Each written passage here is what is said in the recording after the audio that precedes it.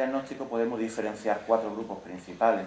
Uno de ellos sería la historia clínica, el primero que se hace, el fundamental, y que por una parte sería la recogida de esos síntomas que nos cuenta el paciente, esta clínica que hemos hablado, y la exploración física. Hay un segundo grupo, que son las pruebas analíticas de laboratorio, tanto de sangre como pueden ser de heces. Un tercer grupo, que son las pruebas de imagen, tanto la radiografía simple como la radiografía con contraste, o otras pruebas más avanzadas, ecografía, TAC, resonancia. Y otro grupo de pruebas endoscópicas, que son las fundamentales, porque a través de ellas vamos a conseguir muestras histológicas, vamos a conseguir muestras de biopsia que muchas veces nos van a llegar a un diagnóstico definitivo. Como ya he comentado, la historia clínica es fundamental. Esto es la recogida de todos los síntomas que nos cuenta el paciente, pero también de sus antecedentes familiares, de los propios antecedentes personales del paciente. Hay muchos pacientes que diagnosticamos en edades ya avanzadas, pero que llevan toda su vida teniendo episodios de diarrea que son compatibles con esos brotes pequeños, leves, que se autocontrolan. Los hábitos tóxicos que posee el paciente, no solamente a la hora del diagnóstico, sino del tratamiento. Como ya han hablado anteriormente, el tabaco es fundamental, hay que eliminarlo siempre. No es una opción en los pacientes, sino que es una parte del tratamiento fundamental.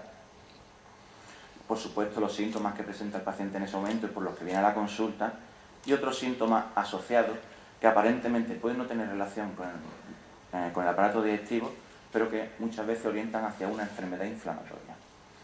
La exploración física inicial también es muy importante, aunque suele ser bastante inespecífica, y ocasionalmente podemos tener datos de afectación extraintestinal, extradigestiva. Este cuadro con tantas fotos es un pequeño resumen de lo que serán las manifestaciones extraintestinales de la enfermedad inflamatoria.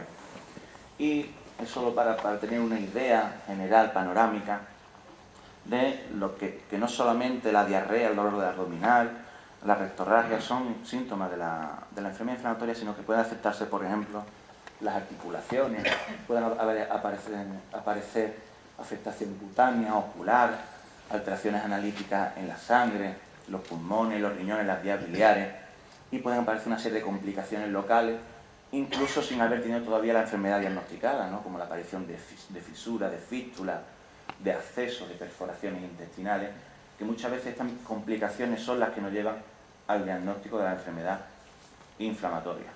Y como dice Grison, es importantísimo hacer una buena historia clínica inicial. Yo estoy de acuerdo con eso.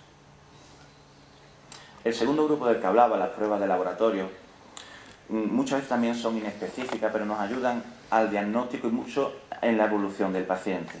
La aparición de anemia, el aumento de los leucocitos que orientan hacia un proceso inflamatorio, el aumento de las plaquetas que también orientan a un proceso inflamatorio, aunque inespecífico. Alteraciones de la bioquímica que nos hagan sospechar una deshidratación o una desnutrición. La elevación de los reactantes de fase aguda, pero también son inespecíficos, como la proteína C reactiva o la velocidad de sedimentación. Y estudios de heces que permiten descartar procesos infecciosos en el diagnóstico inicial o procesos infecciosos asociados, como la infección por Clostridium difficile que ha hablado la doctora Rojas.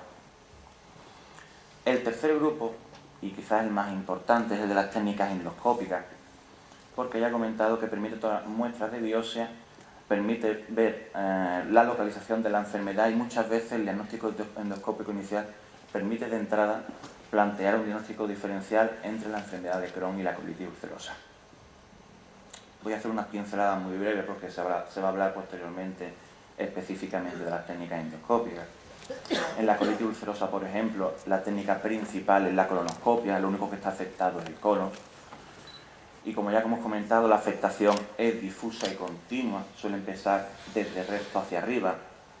Hay una desestructuración de la mucosa, un eritema, una apariencia desestructurada, granular de la mucosa.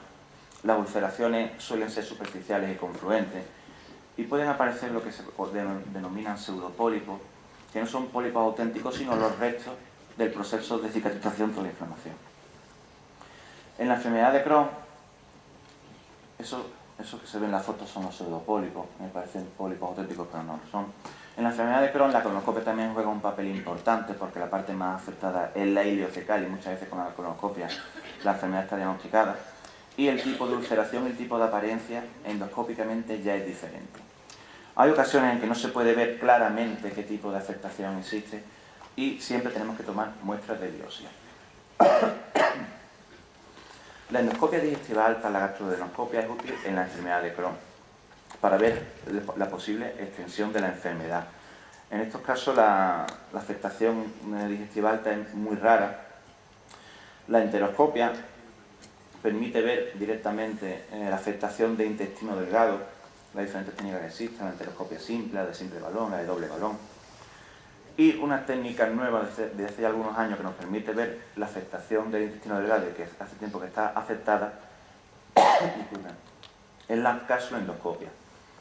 Estas son imágenes de capsuloendoscopia de intestino delgado, donde se puede ver esas ulceraciones típicas de la enfermedad de Crohn. Y hoy en día también disponemos de la cápsula de colon, que también puede tener cierta utilidad y de la que posteriormente el profesor Herrera hablará ampliamente. Estas técnicas endoscópicas, como ya he comentado, permiten tomar muestras de biopsia que muchas veces orientan e incluso dan el diagnóstico definitivo de la enfermedad inflamatoria. Grissom también comenta que las técnicas endoscópicas, pues, en principio son las más importantes, aunque no son las únicas para hacer el diagnóstico. Tenemos, como ya hemos comentado, las pruebas de imagen, que van desde la radiografía convencional, que siempre son útiles para ver posibles complicaciones en la evolución de la enfermedad, la aparición de megacolon tóxico, de síntomas obstructivos. La radiografía con contraste, el enema opaco, que es el relleno con contraste del colon, hoy en día bastante en desuso gracias al uso extensivo de la colonoscopia, pero que todavía en algunas ocasiones nos puede servir. Sobre todo, más utilidad tiene el uso del tránsito intestinal, que es el relleno de contraste del intestino delgado. Muchas veces no disponemos en algunos centros de enteroscopia y esta es la técnica que nos permite ver la afectación o la posible afectación del intestino delgado. En la foto se puede ver, por ejemplo, la afectación de un fragmento de asa intestinal con el famoso signo de la cuerda. Ese pequeño fragmento blanquecino es el único paso de luz que hay a través del intestino y se identifica con una inflamación de las paredes. La ecografía abdominal también puede ser de utilidad, sobre todo en la aparición de complicaciones, como la aparición de abscesos. El TAC de abdomen exactamente igual, aunque puede diagnosticar procesos inflamatorios, y muchas veces el diagnóstico inicial ante una persona que llega a urgencias con un dolor abdominal, con diarrea, permite ver afectaciones inflamatorias del intestino, pues sobre todo sirve para el diagnóstico de las complicaciones, como los abscesos. Y la resonancia igual. Se usa extensivamente la resonancia en el diagnóstico de las fístulas perianales, que es una de las complicaciones frecuentes que aparece en la enfermedad de Crohn. Y la gammagrafía es una técnica que usamos poco, pero que muchas veces es útil para determinar exactamente el grado de actividad inflamatoria. Esta es la última diapositiva, ya acabo, y es solamente para ver un poquito cómo es el esquema de diagnóstico de la enfermedad inflamatoria, aunque hay que tener en cuenta que cada paciente hay que tratarlo, hay que diagnosticarlo de una forma individualizada. Y esto es solamente un esquema general. No sé si Grissom tendrá alguna última cosa que decir sobre este tema, porque mi charla ya ha acabado. Pues muy bien. Pues nada más por mi parte. Muchas gracias.